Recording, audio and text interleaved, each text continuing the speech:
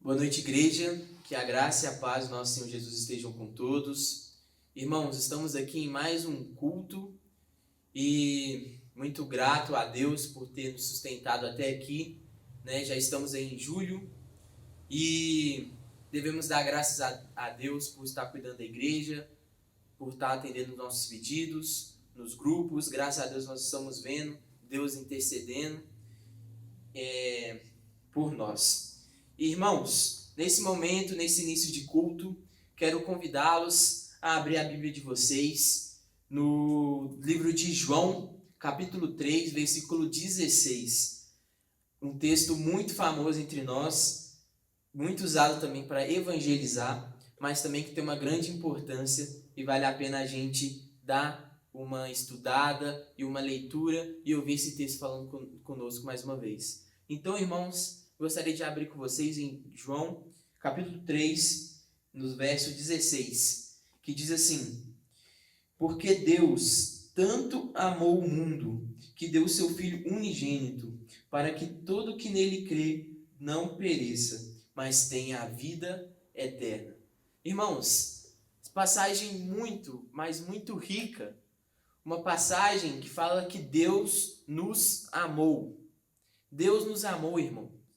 Deus, ele tinha todo o direito de fazer como ele fez já no dilúvio, de destruir a terra, por nossa obediência, por nosso pecado. Deus, ele tinha toda a razão. E pela sua justiça ele poderia fazer isso conosco. Mas Deus nos escolheu amar. Escolheu nos amar, irmãos. Então, como aquela famosa frase diz, antes do haja luz, houve o haja cruz. Antes de Deus derramar sua ira em Jesus na cruz, Deus derramou o seu amor enviando o seu Filho para o mundo. Então, irmãos, a gente vê esse primeiro aspecto do que Deus amou quem? O mundo. Esse é o segundo aspecto também desse texto. O mundo, irmãos, nós, ricos, pobres, brancos, negros, não importa a etnia, não importa a nação, não importa a nossa diferença, Deus amou o mundo todo, universal, globalmente.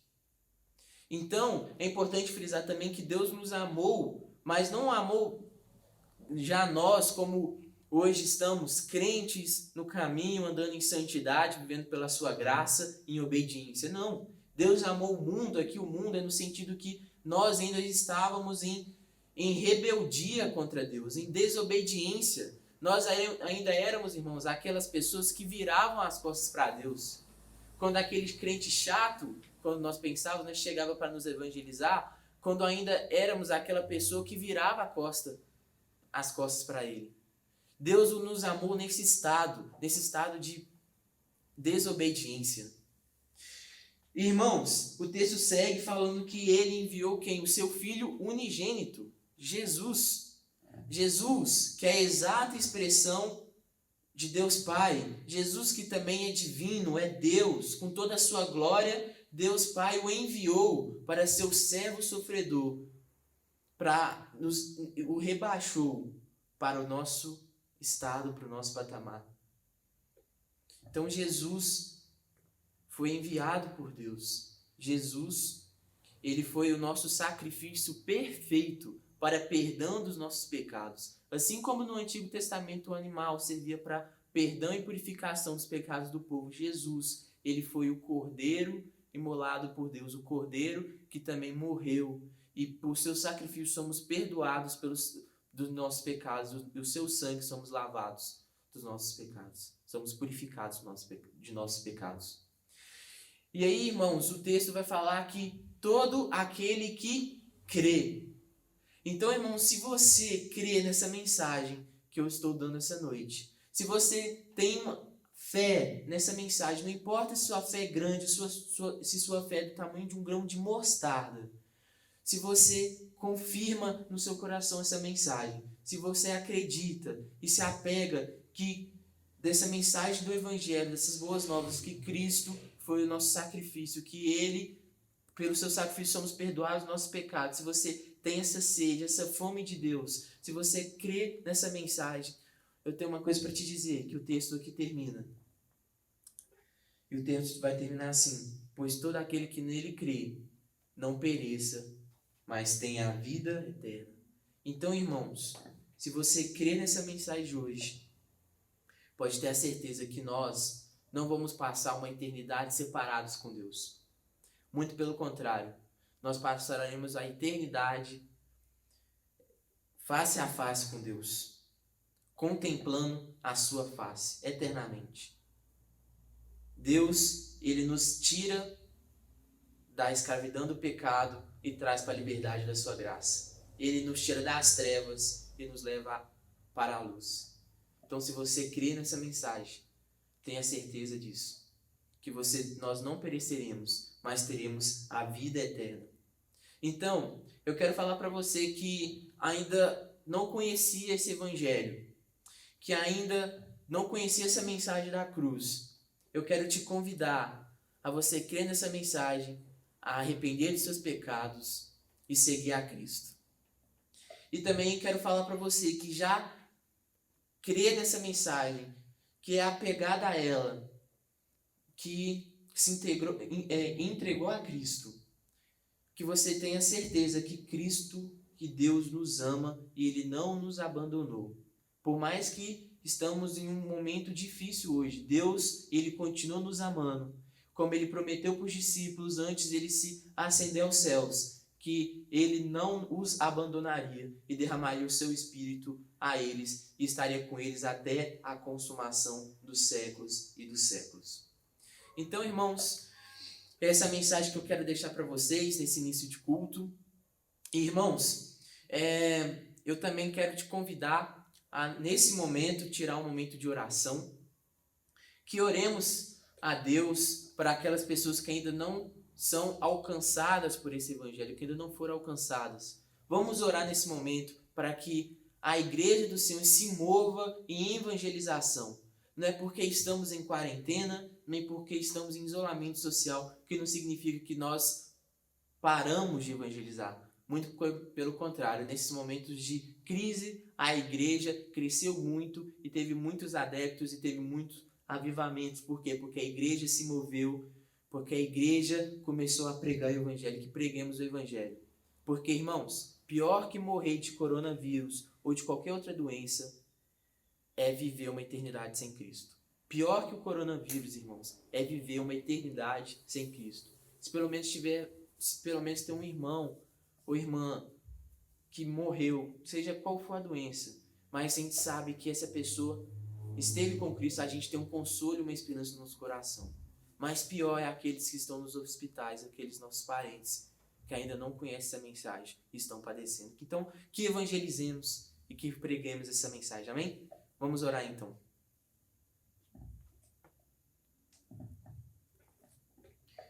Deus, muito obrigado, Senhor, pelo seu evangelho. Obrigado, Deus, pela sua graça derramada a todos nós. Muito obrigado, Senhor, por ter enviado o seu Filho como sacrifício perfeito e expiatório dos nossos pecados. Obrigado, Senhor, porque nós não podíamos fazer nada para alcançar tamanha bênção que o Senhor nos deu. Mas Cristo, só Ele poderia fazer. Só Ele, Senhor. E Ele fez, e Ele cumpriu aquilo que as profecias e a Escritura disse. E Ele foi o sacrifício perfeito para perdão dos nossos pecados. Cristo levou a ira de Deus nos nossos pecados naquela cruz. E Ele ressuscitou no terceiro dia, vencendo a morte. E Ele se ascendeu ao céu, e hoje está sentado à direita do Pai. E hoje está conosco, e hoje temos o Teu Espírito também conosco, que também é o Espírito Santo, Senhor. O Senhor, Deus, está conosco nesse momento também. Obrigado, Senhor, pois nós não merecíamos. Obrigado pelo seu favor, obrigado pela sua graça. Ó Senhor, que o Senhor mostre para a igreja que a igreja do Senhor é amada. Por mais que somos falhos, por mais que somos pecadores, por mais que somos os mais miseráveis dos miseráveis, o Senhor nos amou, Deus. O Senhor nos amou, enviando o seu Filho para um mundo desobediente, um mundo que ignorava o Senhor. O Senhor enviou o seu Filho para morrer por nós. Obrigado, Deus, por isso. A gente agradece e queremos dizer que nós queremos te servir, te amar, obedecer ao Senhor, andar em santificação, em santidade, pois nos amamos o Senhor, amamos essa mensagem e queremos nos entregar totalmente a Ti. Ó Senhor, que o Evangelho chegue aos não alcançados, que o Evangelho chegue àquelas pessoas, Deus, que estão padecendo e que pior que os sofrimentos agora neste mundo, terão também, a eternidade com a ausência do Senhor. Que evangelizemos, Senhor. Ó Deus, cativa a igreja para que leve as tuas boas novas. Obrigado, Deus, por esse evangelho, obrigado por teu amor. Assim nós oramos em nome de Jesus. Amém.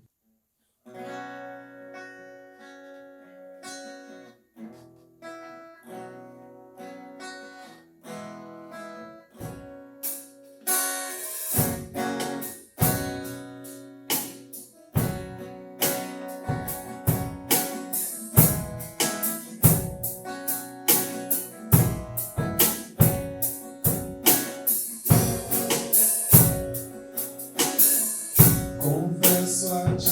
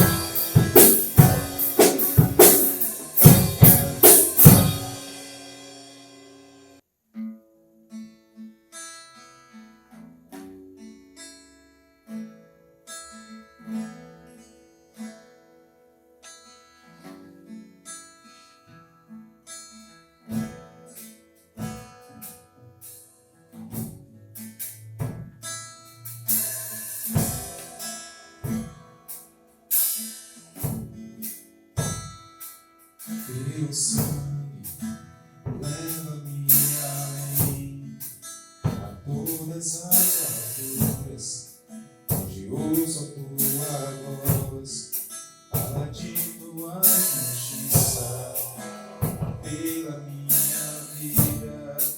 Jesus, deixa teu sangue.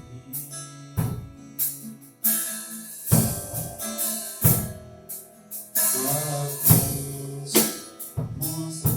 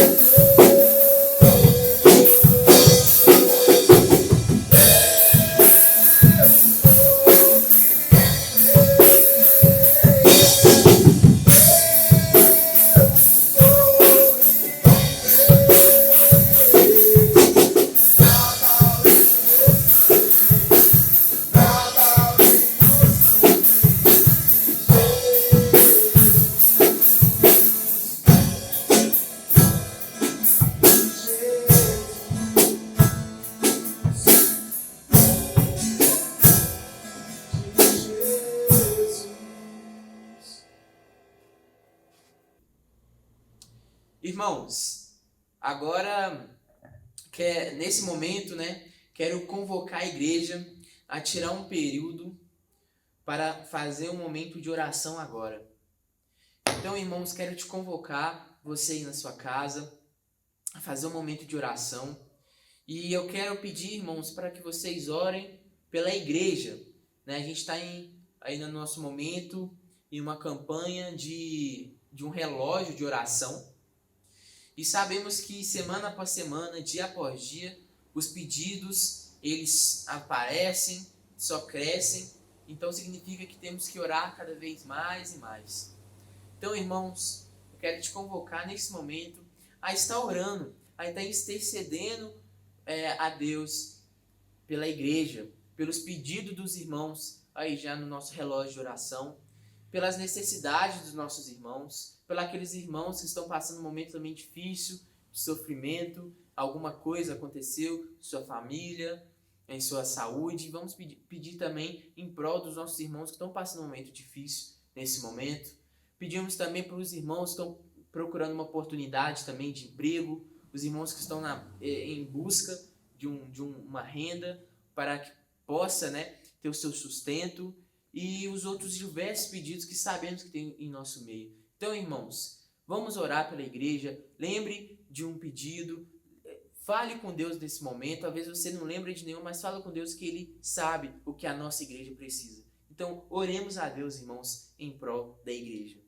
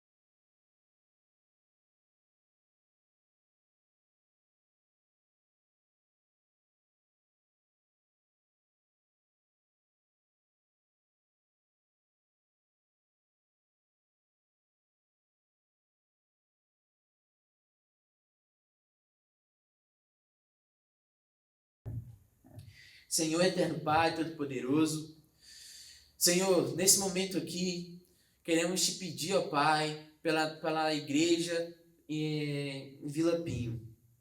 Queremos te pedir, Senhor, por todos os irmãos que compõem a membresia dessa igreja. Ó Senhor, que o Senhor possa atender as suas necessidades, atender os seus pedidos. Pedimos pelo nosso relógio de oração e todos aqueles pedidos que estão lá. Que o Senhor, Deus, que sabe de todos os que estão ali, possa, Deus, interceder por eles.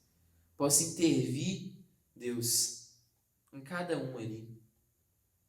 Ó Senhor, pedimos, Deus, para os nossos irmãos, ó Pai, que estão passando por um período agora de necessidade também no sentido material, Senhor, estão precisando de coisas essenciais e básicas para a vida. Que o Senhor, Deus, possa sustentá-los, que o Senhor, Deus, possa prover a esses irmãos. Também pedimos para os nossos irmãos que estão passando necessidade espiritual, Senhor. Os nossos irmãos que estão desanimados, os nossos irmãos que estão cambaleando na fé.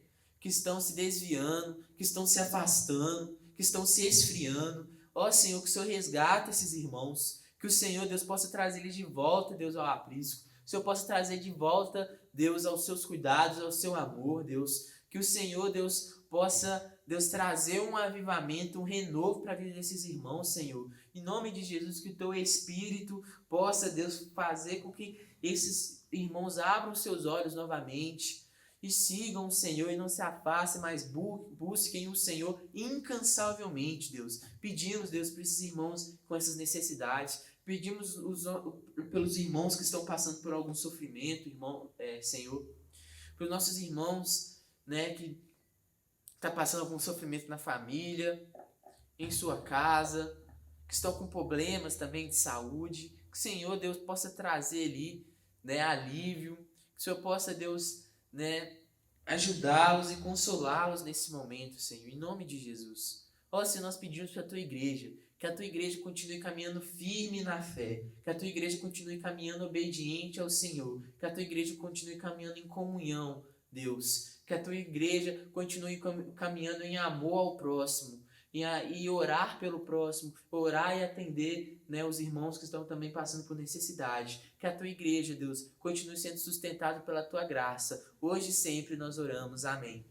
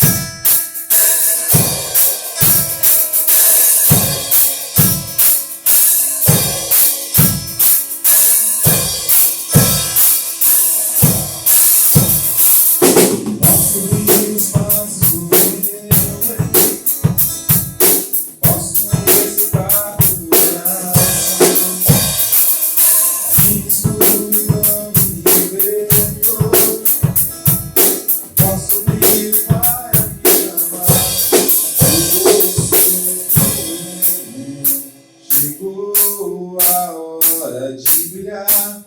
Você nasceu pra mim.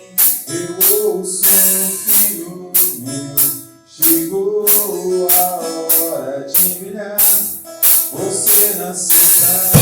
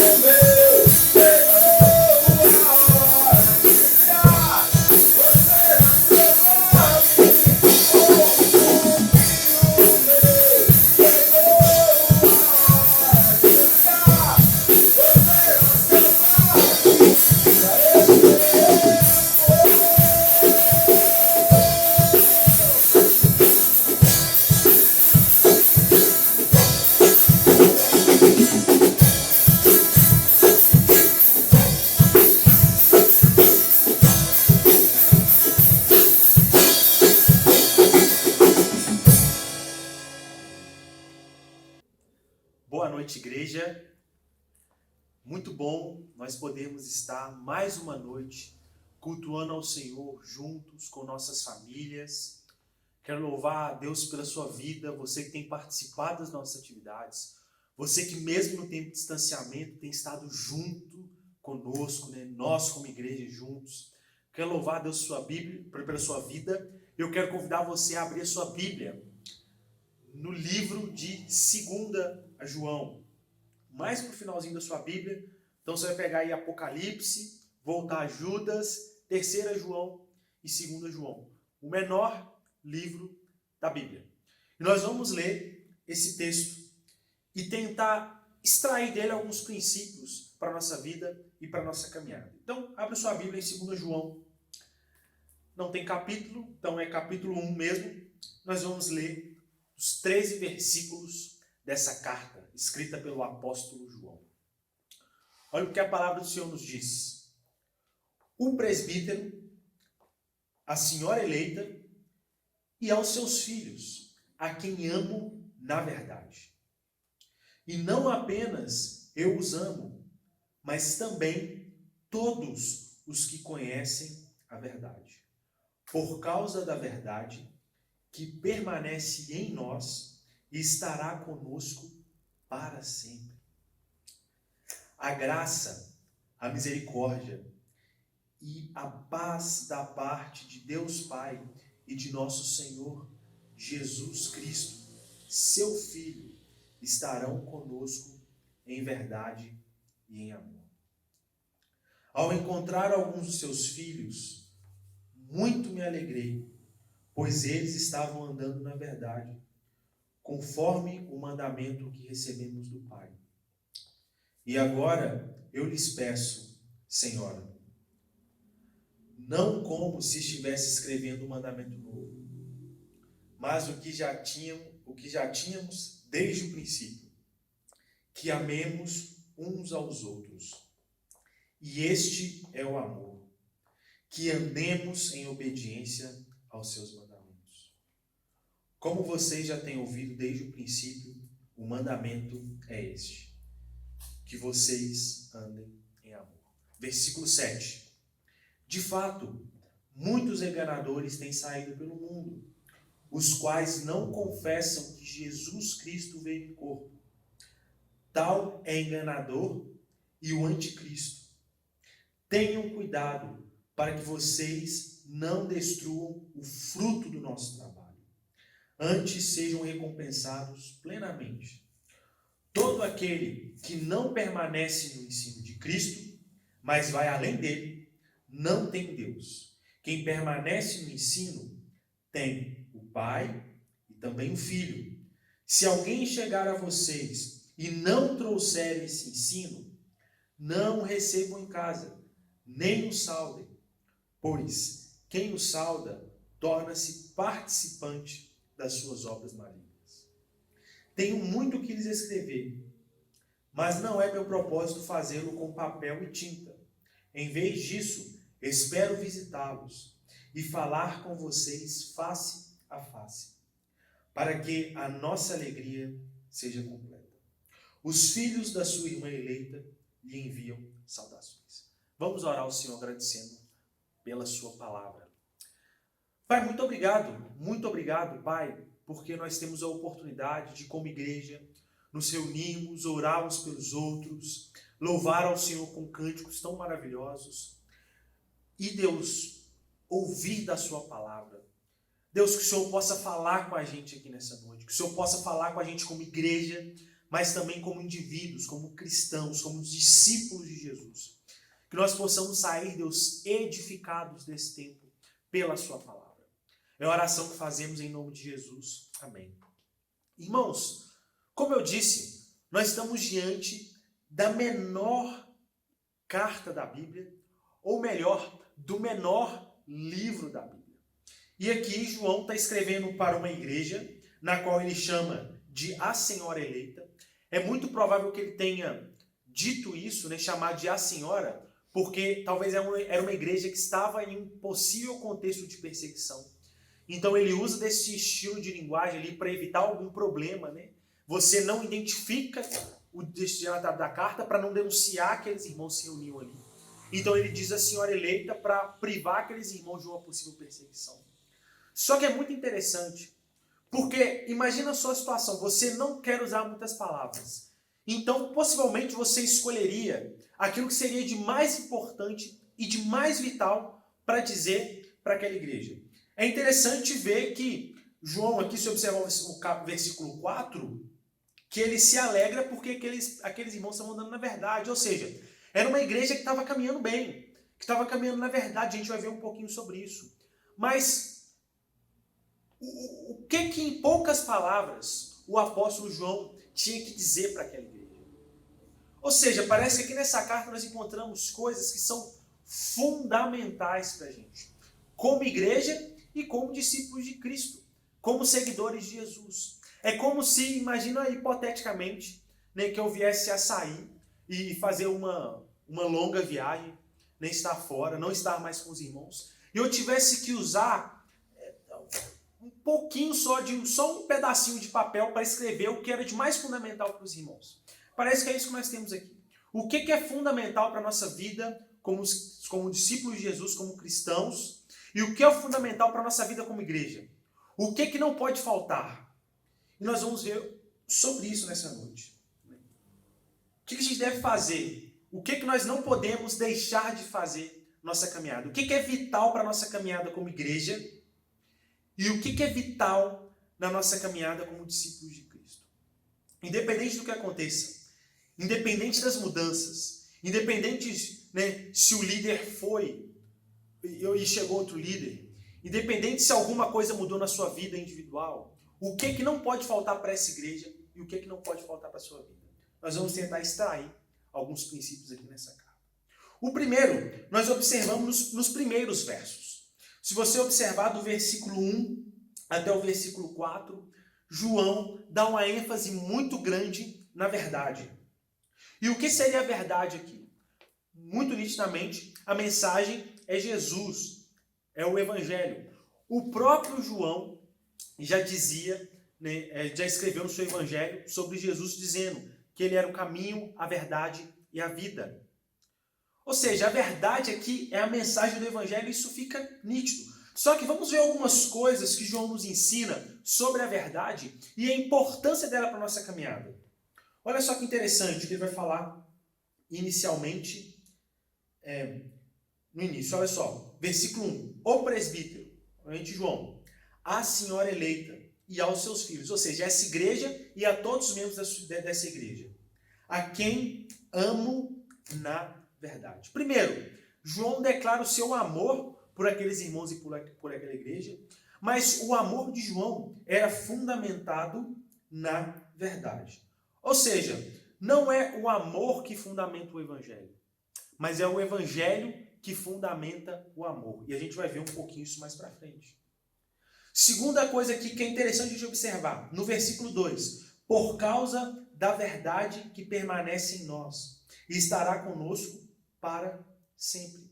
Só que o que ele está dizendo? Ele está dizendo que a verdade não é algo só que aquela igreja cria, ou não era algo só que ele cria, mas a verdade era algo que estava nele, era algo que fazia parte dele.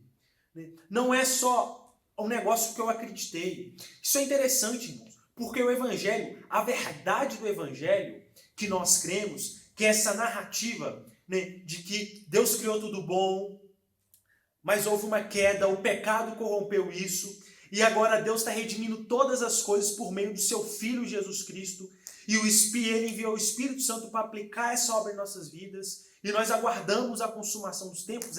Essa narrativa, essa história da redenção, ela não é algo só que a gente passou a crer a partir de um tempo, não é só algo que a gente acredita, não é só uma crença, mas ela deve ser algo que deve estar em nós.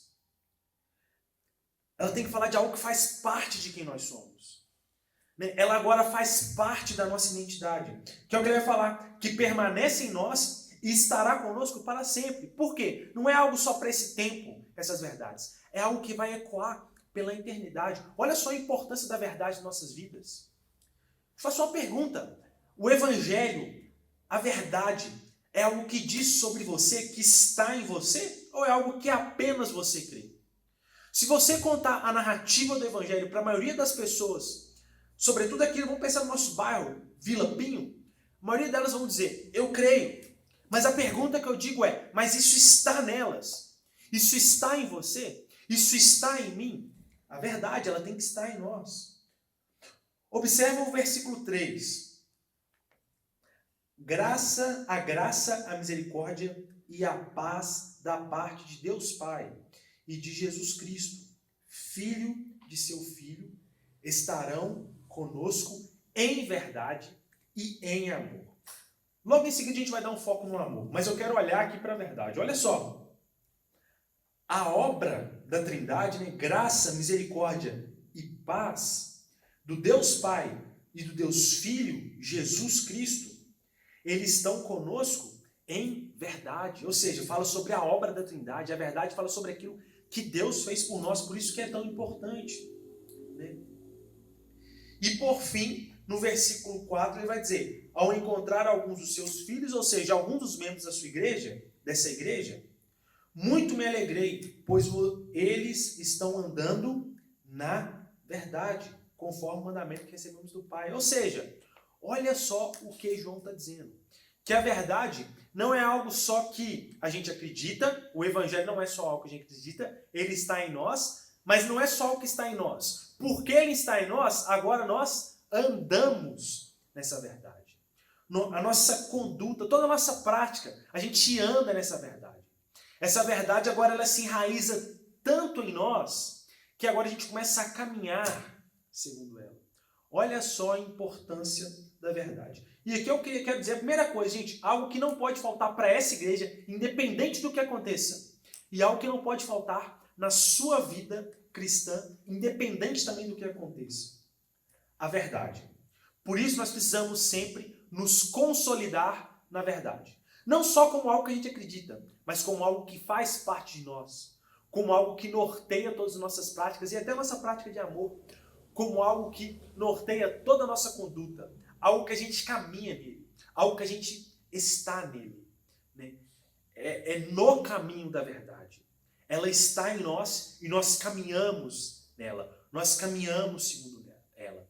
O que nos puxa para a segunda reflexão de João, que eu quero extrair aqui para nós, que começa no versículo 5, que é quando ele nos lembra, no final do versículo 4, sobre o mandamento, e aí no versículo 5 ele diz assim, e agora eu lhes peço, Senhora, no caso, igreja, não como se estivesse escrevendo um mandamento novo, mas o que já tínhamos desde o princípio, que amemos uns aos outros. Ou seja, João lembra aquela igreja de um mandamento que não é um mandamento novo, mas que é algo que vem desde o início da caminhada daqueles irmãos, que foi dito por Jesus e está desde o Antigo Testamento.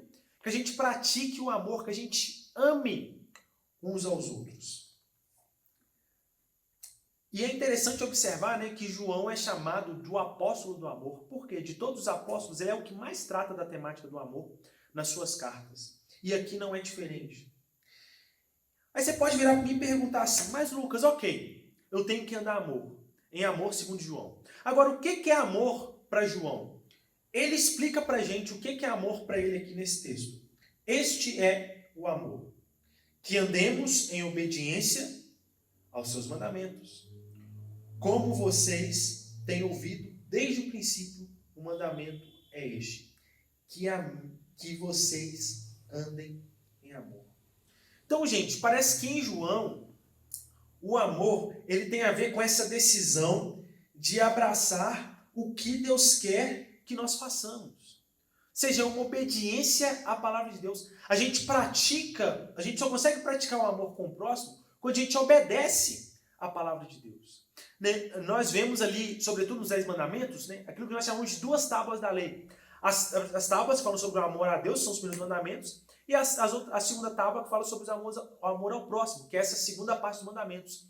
Que é quando eu amo meu irmão, eu não cobiço as coisas dele, eu não quero o mal dele, eu faço o bem por ele, eu vou ao encontro da dor dele. Porque isso é o amor, é a gente tomar essa decisão de abraçar o que Deus quer que nós façamos. Amor, gente, tem a ver com vida, amor tem a ver com a conduta. E a gente só pode caminhar em amor se nós estivermos fundamentados na verdade. Se aquilo que é o amor, que é Jesus Cristo, né, a maior manifestação do amor estiver em nós, e nós estivermos andando nele. Precisamos de Jesus para aprender a amar. Porque, como eu disse na última pregação, nossa última reflexão, nós desaprendemos a amar. E agora nós precisamos daquele que é o amor, Deus, a Trindade, né, e que deu a sua expressão maior de amor em Jesus Cristo, para que a gente agora reaprenda a amar. Então, irmãos, segunda coisa, que independente do que aconteça, não pode faltar na igreja do Senhor. Não pode faltar na nossa vida como seguidores de Jesus. Prática do amor. Já falei muitas vezes sobre esse mandamento aqui. Nós refletimos já recentemente na parábola do bom samaritano, falando sobre amor. Já expliquei esse conceito, né, de amor do Antigo Testamento, de olhar o próximo como uma extensão de mim. Temos muito falado sobre isso. E por que falamos muito sobre isso? Porque isso é algo que é vital para a igreja. Que pratiquem o amor. Andar na verdade, se consolidar na verdade e andar na prática de amor. Isso é interessante, né? Porque isso fala sobre, né, a doutrina, sobre aquilo que é verdadeiro, e ao mesmo tempo fala sobre a prática. As duas coisas, elas devem caminhar juntas. Forte doutrina, crença na doutrina correta, naquilo que está escrito na palavra de Deus, mas isso não vem só, isso vem atrelado com a prática de amor. É a crença que faz parte de nós, né, que não fica só na cognição, mas faz parte da minha vida, faz parte da minha caminhada, que leva à prática, né, a caminhada, a conduta do amor. Só que aqui nós temos um terceiro ponto que não pode faltar para nós, que a gente tem que se atentar nesse princípio, que é nos livrarmos dos falsos profetas. Irmãos, falsos profetas é algo tratado no Novo Testamento e também no Antigo Testamento com muita severidade, porque é algo terrível. Por exemplo, se você vê o final do Sermão do Monte, Jesus, né, ele fala sobre o que você vai... Capítulo 7 de Mateus. O que agora vocês vão fazer com tudo isso que eu ensinei? Primeiro, entrem pela porta estreita. Ou seja, decidam viver isso. Segundo, acautelai-vos dos falsos profetas. Por que Jesus fala sobre isso? Porque ele sabe que os falsos profetas são aqueles que vão fazer com que as pessoas não praticassem tudo aquilo que ele ensinou no Sermão do Monte, iriam desviar o foco delas. Por que João vai começar a falar aqui a partir do versículo 7 sobre falsos profetas? Porque os falsos profetas são aqueles que vão fazer com que as pessoas não andem na verdade e que a verdade não faça parte delas. E isso vai levar o quê? A que elas não andem numa prática de amor genuíno. Então, se livrar dos falsos profetas é algo fundamental para a nossa caminhada. E é uma preocupação de João aqui nas suas poucas palavras a essa igreja. Vamos ver um pouco do que ele diz sobre isso. Versículo 7 de 2 João. De fato, muitos enganadores têm saído pelo mundo, os quais não confessam que Jesus Cristo veio em corpo. Tal é enganador e o anticristo. O que acontece aqui? No início da igreja, a igreja enfrentou duas grandes heresias. Irmãos, nós enfrentamos heresias hoje, como teologia do coach, como teologia da prosperidade. Né? Lidamos com isso hoje. Né? Poderia citar nomes de pregadores aqui, que talvez até muitos dos irmãos venham, mas que pregam, distorcem a verdade. Entretanto, isso não é algo novo. Isso é algo de muito tempo. E a igreja, no início, ela enfrentou duas grandes heresias. A primeira era a heresia do legalismo, que é algo que a gente tem que lutar até hoje, e vem ao longo da história da igreja, a gente tem um problema com isso. Que vinham dos judaizantes, que estavam ensinando para a igreja que para ser salvo você precisava de praticar algumas obras. Seja circuncisão, seja a guarda do sábado, ou alguma coisa. Ou seja, salvação pelas obras. Só que existia uma segunda heresia. E no caso da primeira, do legalismo, quem lutou muito contra ela foi Paulo. Na segunda, a gente percebe uma luta maior contra, do apóstolo João. Inclusive, isso é muito claro no seu evangelho. A segunda heresia era a heresia gnóstica. O que se ensinava na heresia gnóstica? Era ensinado, né, e muito por uma perspectiva de um filósofo antigo chamado Platão, né, que dividia o mundo em duas partes. Basicamente ensinava o seguinte: para você ser salvo, não basta só em crer em Jesus, mas é importante um conhecimento secreto. Né? A palavra gnose, de onde vem gnosticismo, significa exatamente isso, conhecimento. Você precisa de um conhecimento secreto, algo especial, uma revelação específica. Só que tem um outro ponto que eles iam além. Por quê? Por causa dessa compreensão grega, eles acreditavam que tudo que era matéria era ruim. Tudo que era matéria. Ou seja, corpo, coisas físicas, isso é mal. Isso é um impeditivo para a plenitude. Tudo isso como se o nosso corpo fosse uma prisão para a alma. E tudo que é espiritual, tudo que é imaterial, é bom. Eles acreditavam nisso. Irmãos, isso não é bíblico. Nós sabemos disso muito bem. Só que isso os levava a uma outra ensino. Porque pensa só, se, por exemplo, nosso corpo é ruim porque é matéria, o espiritual é bom, logo Jesus, ele veio em carne, porque se a matéria é ruim nessa perspectiva, né, automaticamente Jesus, para eles, não poderia ter vindo em carne. Então o que eles falavam? Eles falavam que Jesus, na verdade, ele não veio em carne. Jesus apenas aparentava ter vindo em carne. Por isso que João fala aqui, né, que não confessam que Jesus Cristo veio em corpo, ou, na sua tradução aí, em carne. Deus está falando, esses caras são falsos profetas, porque Jesus, ele veio em carne. Nós acreditamos que Jesus, ele era totalmente homem e totalmente Deus. Então, como totalmente homem, ele veio também em carne, né? E as coisas materiais, elas não são ruins. Isso é uma heresia que afetou naquele tempo, e João lida muito com isso, né? Por isso que ele começa o evangelho falando do verbo que se fez carne. Do verbo no capítulo 1 do evangelho de João, né, que habitou entre nós, porque ele está combatendo essa heresia. Só que aqui é interessante, porque parece que ele trata aqui com a perspicácia do falso profeta. E aqui te ajuda a identificar um falso profeta. Porque nesse primeiro caso aqui que ele está falando do falso profeta, ele está falando o seguinte: não confessam que Cristo veio em carne. Ele não está dizendo que os homens, nesse caso aqui, que eles diziam que Jesus não veio em carne. Eles apenas não confessavam, ou seja, eles não afirmavam que Jesus veio em carne. É como se você ensina algumas coisas e não confessa outras. Deixa eu dar um exemplo aqui de como você pode identificar. Pregador que fala só sobre amor, pregador que fala só para sua autoestima, pregador que fala só sobre sucesso, pregador que fala só sobre esperança. Ele está confessando um monte de coisa que a gente acredita, correto? Mas você nunca vai ver esse pregador falando sobre juízo, você nunca vai ver esse pregador falando sobre ira de Deus, você nunca vai ver esse pregador falando sobre condenação, você nunca vai ver esse pregador falando sobre o dia do Senhor. Ou seja, você até fala um monte de coisa que está na Bíblia, mas outras você não confessa. Você oculta. Isso é marca de falso profeta. Isso é marca clara de falso profeta.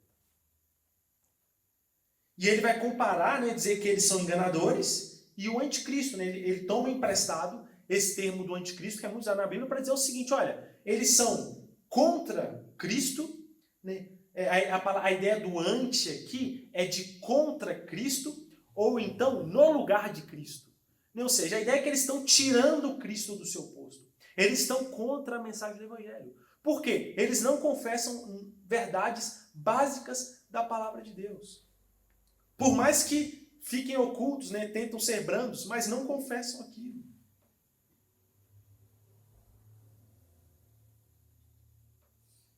Observe o versículo 8. Tenham cuidado para que vocês não destruam o fruto do nosso trabalho.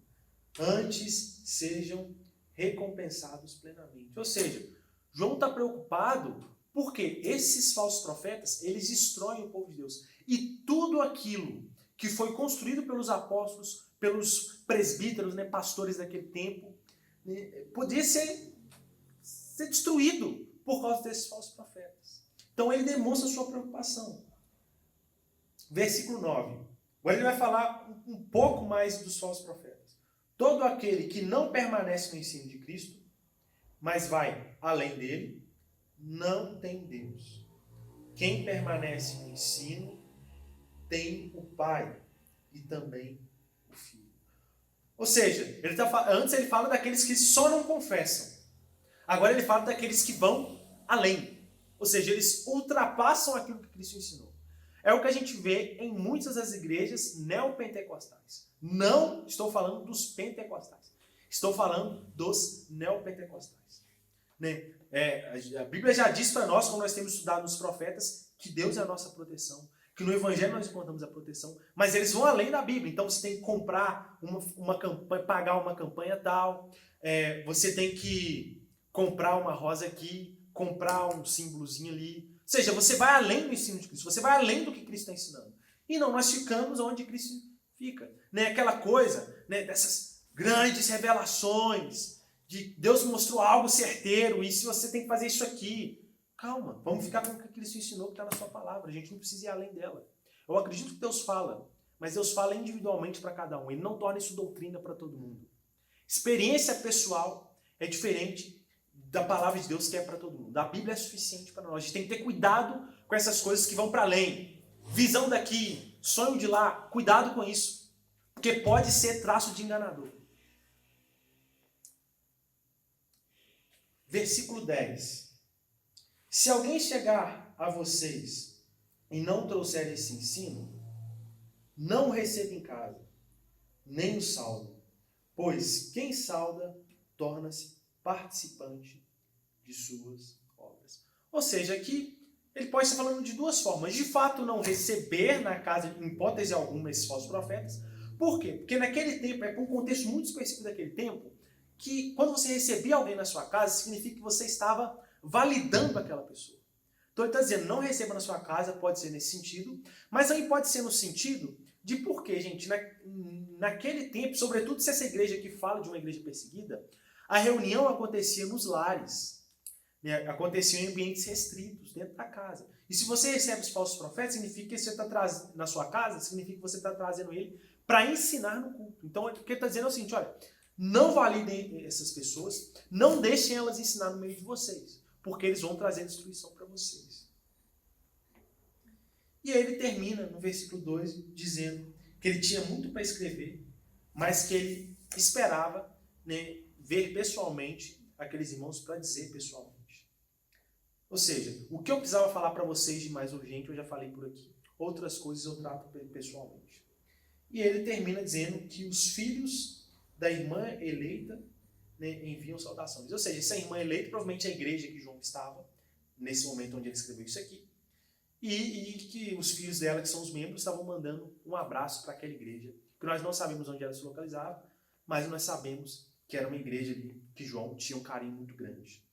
Então, irmãos, 3 coisas que, independente do que aconteça, passar 20, 30 anos, essa igreja, a primeira igreja de Vila Pinho, Congregação Jardim Liberdade, pensando até na nossa congregação de Juiz de Fora também, Igreja Batista Redenção de Juiz de Fora.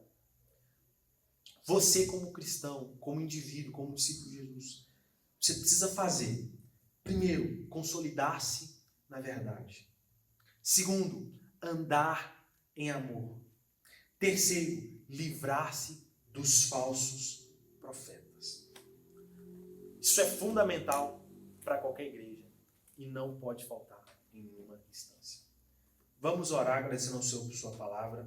Eu gostaria muito que você pensasse nessa palavra.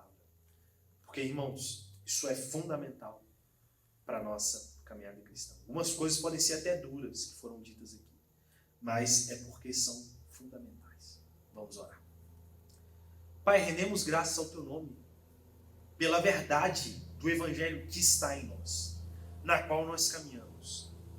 Deus, não nos deixe, Deus, que a gente saia dessa verdade, mas que a gente caminhe na verdade, o Evangelho de Jesus Cristo. Essa história da redenção. Deus, esse plano eterno que a Trindade preparou, né? E vem agindo, Deus, na eternidade e na história, para que nós estivéssemos hoje aqui, Deus, redimidos, para que a gente tivesse esperança de vida, vida em abundância. Muito obrigado, porque essa verdade nos alcançou por meio do plano do Pai, da execução desse plano na obra do Filho Jesus e na aplicação desse plano em nossas vidas do Espírito Santo. Deus, que a gente nunca perca o amor, que a gente nunca perca o primeiro amor, Deus, a prática de amor, que a gente possa andar em amor. E clamamos para que o Teu Espírito todos os dias nos ensine a amar uns aos outros. E Deus, por favor, nos livre dos lobos, nos livre dos falsos profetas, nos livre daqueles que querem status, que querem se enriquecer, Deus, nas custas da palavra do Senhor, nas custas da religião, que querem colocar fardos pesados sobre as pessoas, Deus, fardos que nem eles podem carregar, manipular as pessoas, Pai, nos livre desses homens, dessas mulheres, desses seres humanos maus. Nos abençoe, Deus, e nos guarde como igreja, como cidadãos do reino, como discípulos de Jesus. Em nome dele, Jesus Cristo, nós oramos. Amém. Deus abençoe os irmãos. Irmãos, agora eu gostaria, de dar alguns avisos à igreja. O primeiro deles é que o pastor Lucas, ele está saindo de férias agora, a partir do dia 19 desse mês, e voltará no dia 2 de agosto. Então, o pastor Lucas pediu para avisar que está saindo de férias, então estou aqui comunicando à igreja oficialmente das férias do pastor Lucas. Porém, irmãos, isso não significa que a igreja vai parar. A igreja vai continuar, então as nossas programações continuarão normal. Culto de quarta-feira às 8 horas continua normalmente, vocês podem acompanhar pelo Zoom. No domingo pela manhã, na EBD também continuaremos com a EBD. Então, domingo pela manhã, às 9 horas da manhã, teremos a nossa EBD também pelo aplicativo Zoom. E o culto continua também às 7h30 da noite. Você pode acompanhar aí na sua casa pelo YouTube. Então, irmãos, esses são os avisos. Lembrando também que no próximo domingo a igreja não estará aberta para estar recebendo os dízimos e as ofertas. Nesse próximo domingo a igreja estará fechada. Então, irmãos, esses são os avisos. Que a graça e a paz de nosso Senhor Jesus estejam com todos. Amém.